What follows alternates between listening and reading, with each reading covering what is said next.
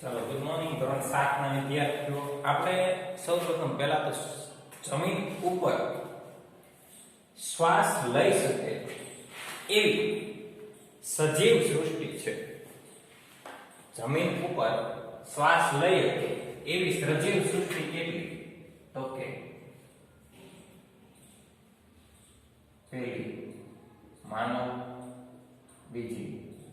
પ્રાણી અને ત્રીજી વનસ્પતિ માનવ પ્રાણી અને વનસ્પતિ આ જે ત્રણ કીધું છે માનવ પ્રાણી અને વનસ્પતિ આ ત્રણ વસ્તુમાં એક કોમન વસ્તુ શું છે ખબર ત્રણેય સૃષ્ટિ છે ઈ જીવવા માટે શ્વાસ લે છે શરીરના હલનચલન માટે શ્વાસ લે છે શરીરની જાળવણી માટે શ્વાસ લે છે શરીરને રોગ પ્રતિકારક શક્તિથી બચાવવા માટે શ્વાસ લે છે તો જ્યાં સુધી આપણે શ્વસનની પ્રક્રિયા ચાલુ છે ત્યાં સુધી આપણે ગણતરી કરી શકીએ કે આપણે ઉચ્છ્વાસ દરમિયાન શું બહાર કાઢીએ છીએ ઉચ્છ્વાસ દરમિયાન ઉચ્છ્વાસ એટલે શું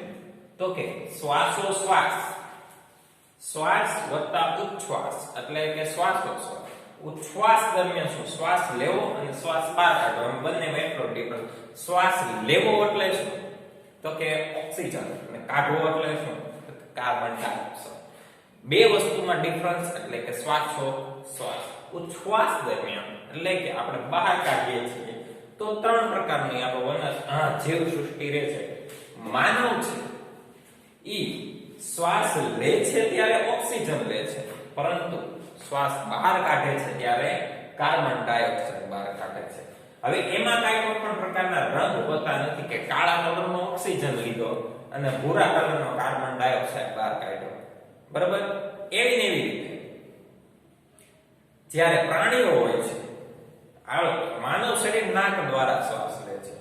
માનવ શરીર પ્રાણી જીવ બરાબર છે પ્રાણી શું કરે છે નાક દ્વારા શ્વાસ લે છે અમુકને નાક તમે જોયા છે તમે જોવાય ન ગમતા પરંતુ એ શ્વાસ લે છે પ્રાણીઓ પણ ઓક્સિજન જ લે છે એવું કહે છે અને કે કાર્બન ડાયોક્સાઇડ એની માટે કે પ્રાણીઓ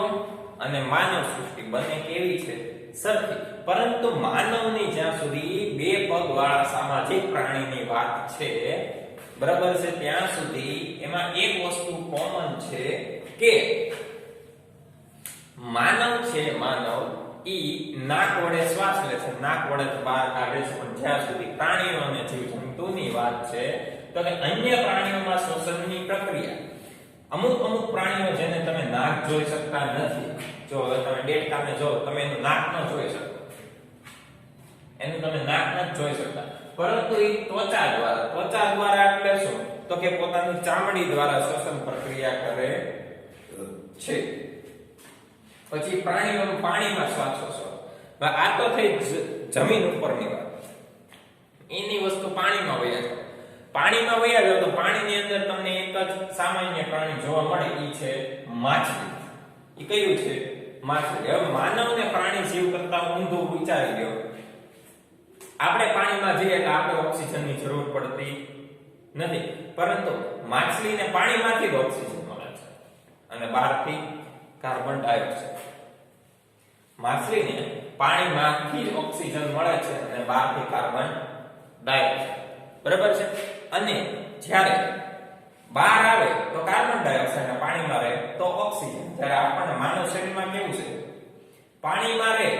તો શ્વાસ લેવો જ નહીં લઈ જ ન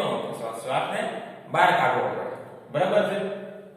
એટલે માછલીઓમાં સદંતર કેવું હોય છે ઊંધું પછી વનસ્પતિની વાત શું વનસ્પતિ શ્વસન કરી શકે છે તો કે હા અને માનવ કરતા તદ્દન ઊંધું અને વાયુ પણ ઊંધું પ્રક્રિયા પણ ઊંધી લેવાનો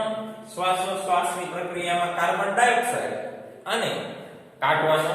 ઓક્સિજન બરાબર એટલે જ આપણે પ્રકરણ 1 થી લઈને પ્રકરણ 10 સુધી દરેક પોઈન્ટમાં આપણે શીખી ગયા કે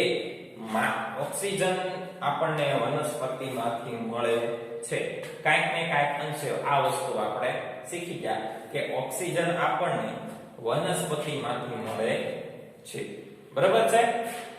તો અહીંયા આપણે આપણો ચેપ્ટર 10 વિજ્ઞાન પૂરું કરીએ છીએ.